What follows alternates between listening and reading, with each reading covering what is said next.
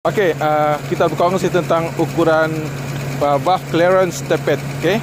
Yang ini saya gunakan intake 0.18 mm dan exhaust 0.25 mm.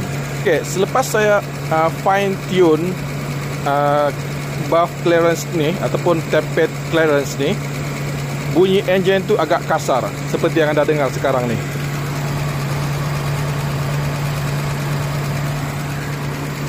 Sebelum ni bunyi ni memang tidak wujud sebab tappet terlalu rapat, seperti yang saya pernah tunjuk di video saya sebelum ni. Adakah ini normal? Okey, selagi dalam spek original, walaupun dia bising begini, insya-Allah dia okey.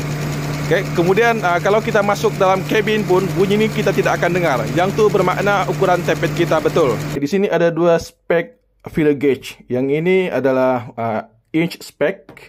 Yang ini mm spec ataupun millimeter spec. Dalam buku repairing manual, kedua spek ni akan diberikan.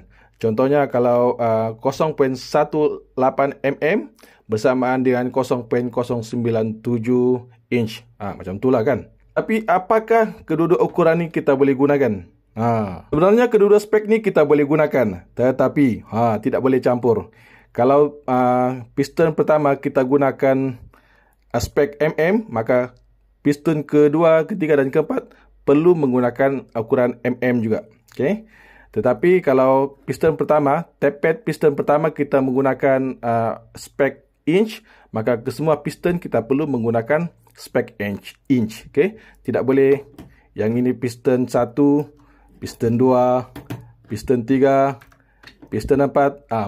Memang tidak jadilah macam tu. Jadi antara dua ni, mana yang bagus, mana yang terbaik? Okey, sebenarnya kedua-dua bagus, kedua-dua terbaik. Cuma spek kita mau guna tu macam mana? Spek engine yang kita perlukan macam mana?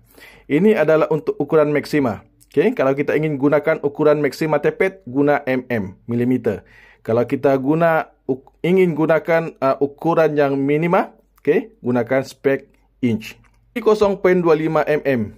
Sementara yang ini pula 0.009 inch. Kalau kita tengok di unit converter, 0.25 mm ni bersamaan dengan 0.0098 inch. Sebab tu kita ambil dia sebagai ukuran maksima sebab ukuran ni terlampau besar. Kalau kita ambil betul-betul 0.009, berapa mm yang kita dapat? Mari kita tengok. Jadi untuk dapatkan ukuran 0.009 inch, kita perlulah menggunakan 0.23 mm. Jadi kalau kita ingin engine yang senyap tetapi masih ada